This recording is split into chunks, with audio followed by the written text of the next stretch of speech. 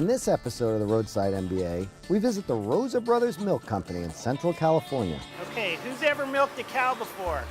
Where we get our hands dirty on the farm. Oh yeah, now she's got it. Oh yeah, that's good stuff. Find out what root beer flavored milk tastes like. Oh, that's good. Oh, that's really good. And learn why product differentiation is the key to helping your small business stand out in a crowded commodity market where you have to convince your customers to pay more to survive.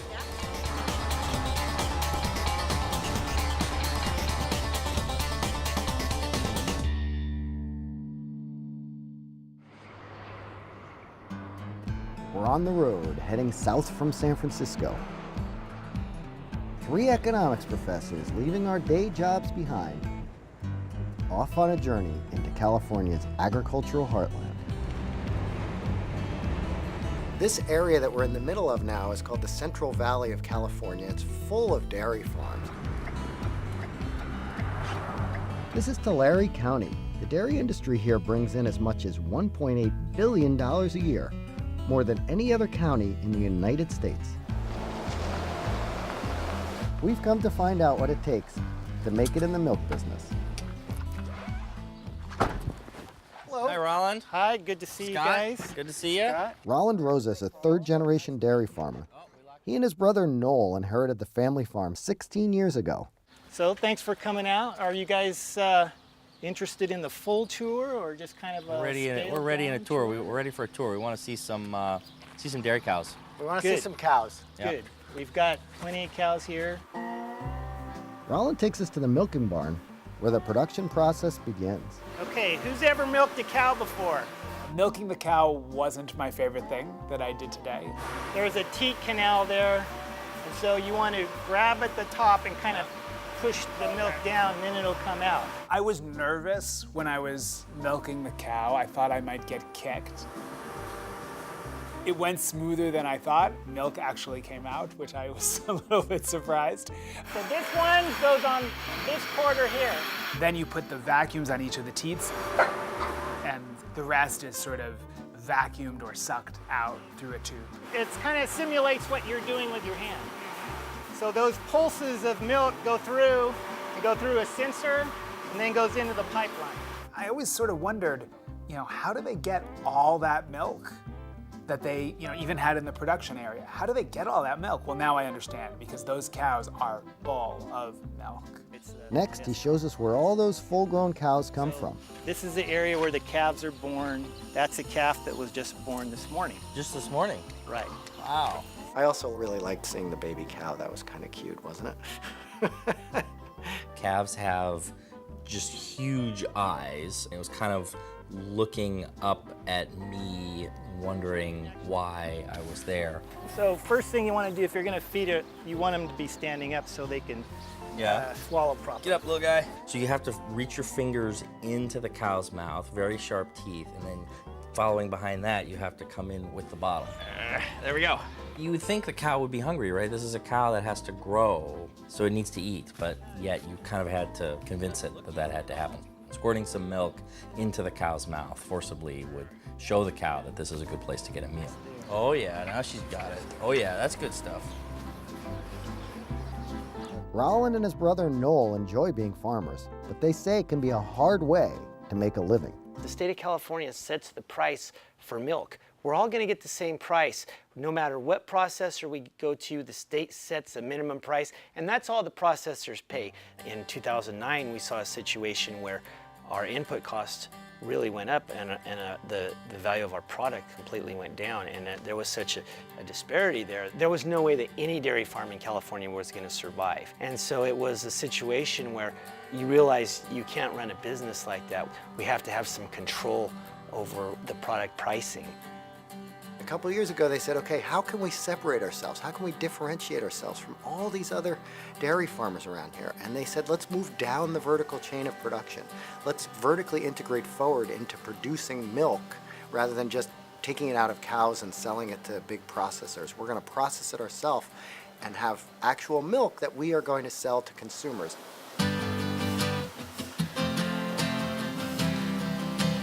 So they built their own milk processing plant. Okay, so I have a large and an extra large. Noel showed us around. We had to put on ridiculous white clothing. I am a doctor, so I feel as though this is appropriate attire. You're a doctor of economics, that's different. Well, We had to wash our hands. Soap and hot water. After you dry your hands, sanitizer. We had to step through with our shoes some sort of foot bath of disinfectant. And all that's to make sure that nothing is getting into the milk bottles except for milk. Rui, this is Paul, Scott, and Mike. Hi, Paul. Nice to meet you. How you doing, Roy? Hi, nice to meet you. They'd like to know how you make the milk. their facility is much smaller than many of the other milk factories around here, which means their production costs are significantly higher than their competitors. So they needed to find a way to convince customers to pay more for their milk. Of course, that's difficult unless you have some way of presenting a different value proposition, some way of not being just another gallon of plastic milk in a refrigerator. You can't make any money doing that if you just make milk the way the other guys make it. So they said, let's try to figure out a way we can do that and sell it at a higher price. And they figured out a way.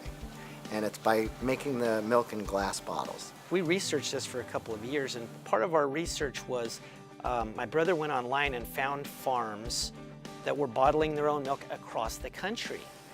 And I visited dairies that were in plastic jugs and visited dairies that were in glass. And what I found was the guys who were in plastic were really struggling to differentiate their product. And so in the end, what they ended up doing was they ended up competing with the big store brands on price. So Noel and Rowan decided to offer their milk in glass bottles rather than plastic. If consumers preferred the taste of milk bottled in glass or recognized glass bottles as a symbol of quality, they could charge a higher price and still sell milk. The key to differentiation for Rosa Brothers was the glass bottle. The glass bottle was a symbol to customers that the product was different and the product was better. So what we have here is our filler machine. The bottles will come in here. As the bottles are pushed up against the rubber boot there, it opens the flow. The milk flows into the bottles, and then the bottle will come over here. And then as it gets to the end of the line, we'll have a person take the bottle off of the line and put it into the cases. So this is our skim milk, partially filled bottle coming off of the line. Why don't you give it a taste?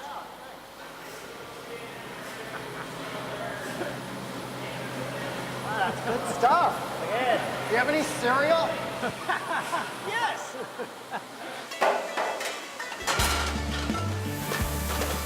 This is where all those bottles come to be cleaned before the milk goes in. So this is our bottle washing room.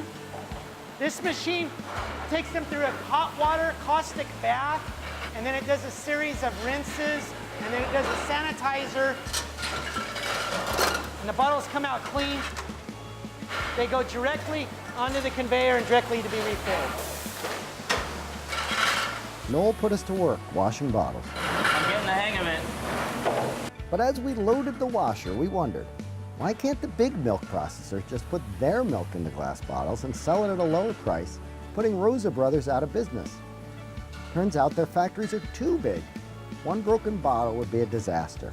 Everyone that I spoke to in the industry prior to us starting our plant, when I mentioned glass and a food processing facility, they just said, no way. Because if you have a large processing facility, you have multiple lines, if one glass shard were to fly from this line and it can contaminate thousands of bottles of milk. We have one line. If there was a problem, we could stop the line and we could clear everything out easily. How did you get distribution into the supermarkets? That was the big hurdle. The supermarkets didn't want to talk to us. They're like, we don't want to have to handle those bottles coming back. We were so glad when Coke quit doing that years ago, and we don't want to go back to those days. And we have our own milk processing plant. The major supermarkets have their own milk processing plant so that they can supply their own stores. They said, we view you as competition. We don't want anything to do with you. So we got the door slammed in our face, okay, multiple times. So they started selling their milk directly to consumers. We went to farmers markets and did tastings, started selling at farmers markets, to kind of build this grassroots campaign. So we were out there at the farmers markets talking about it, and people say, well, why can't we buy this in the grocery store? Ask for it. We put on the side of our distribution trucks. Ask for it at your local grocer. Then they got their big break.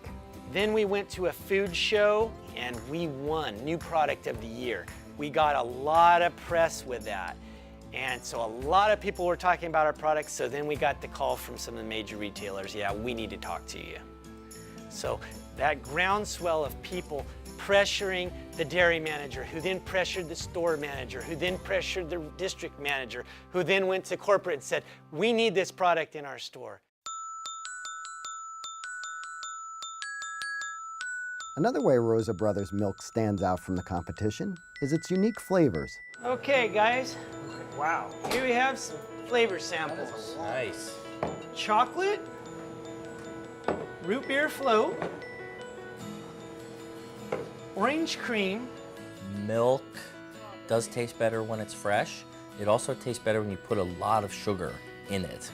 orange cream tastes like a 50-50 bar. So the sherbet with the vanilla ice cream and milk. Time to revisit a sweet taste from childhood. This tastes exactly the way you described it. Yeah. It tastes Completely like just an like orange that. creamsicle. Orange popsicle. It's really good. If my I like- kids knew this existed, I would have to be down here buying it all the time. This tastes like the last sip of a root beer float. Oh, that's good. Oh, that's really good. The root beer is delicious. The milks I knew, you could tell that they tasted a little bit better because of the glass bottle, but the variety of different flavors, those milks were distinct. And that's really key in a differentiation strategy, to make sure your products are sufficiently distinct so that if you find the people that really get a kick out of orange creamsicle milk, well then I've got something that definitely appeals to them and we can make a match. Now he's gonna get the cream and put in the correct number of gallons. They also use the excess cream, that's a byproduct of making low-fat milk, to make ice cream. I'd like to try coconut and chocolate. This is the one that tastes like an Almond Joy bar. The ice cream tastes great. Oh, this is delicious. I could sit here and eat that the rest of the day. This is like my ideal. This is awesome.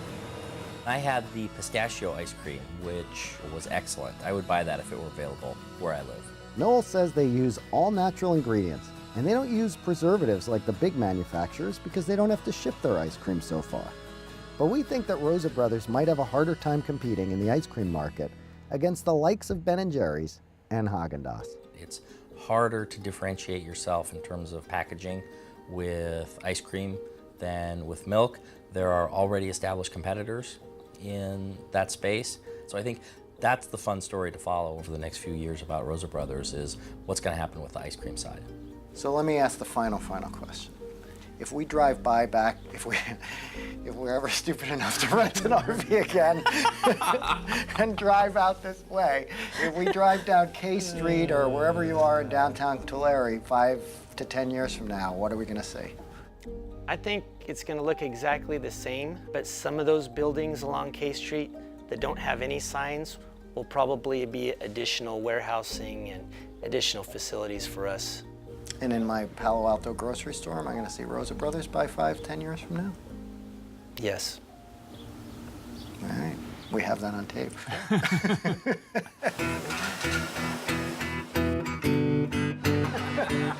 We've had fun hanging out with the Rosa Brothers.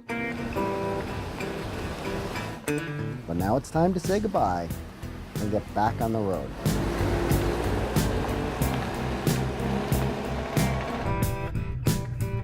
We're headed south to Adelanto, California, a small city on the edge of the Mojave Desert, where we're hoping to find American manufacturing alive and well in a place you might least expect it.